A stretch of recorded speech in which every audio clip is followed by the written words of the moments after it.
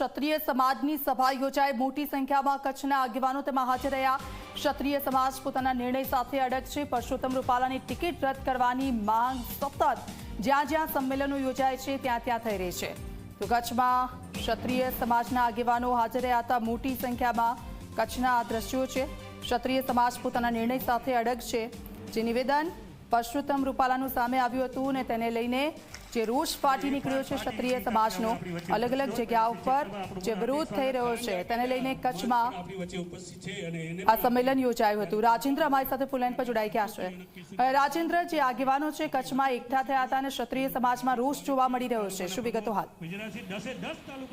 જે દીક્ષિતા વાત કરીએ તો સમગ્ર કચ્છમાં જ્યારે રાજપૂત ક્ષત્રિય સમાજના લોકો એકઠા થઈ રહ્યા છે ત્યારે આજે ભુજ જાહેજા બોર્ડિંગ ખાતે જિલ્લા ક્ષત્રિય સમાજની એક સભા યોજાઈ હતી।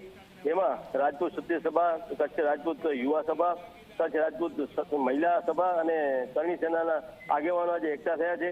ક્ષત્રિય સમાજ પોતાના નિર્ણય પર અડગ છે। પુરુષોત્તમ રૂપાલાની ટિકિટને રદ કરવાની માંગ કરી રહ્યો છે। નરેન્દ્ર મોદી રૂપાલાની ટિકિટ રદ કરે નહીં તો રિઝલ્ટ માટે તૈયાર રહે એવી પણ આજે ચીમકી ઉતારી છે। અને રાજપૂત સમાજની મહિલાઓએ સ્વાભિમાન ગવાયું હોય અને અહીંયા ગુજરાતમાંથી 1 લાખ મહિલાઓ ત્યાં દિલ્હી કૂચ કરે એવી પણ એમને ચીમકી ઉતારી છે। જી બિલકુલ, આભાર રાજેન્દ્ર સમગ્ર વિગત બદલ। જ્યારે ચિંતા હોય ત્યારે આ સંતો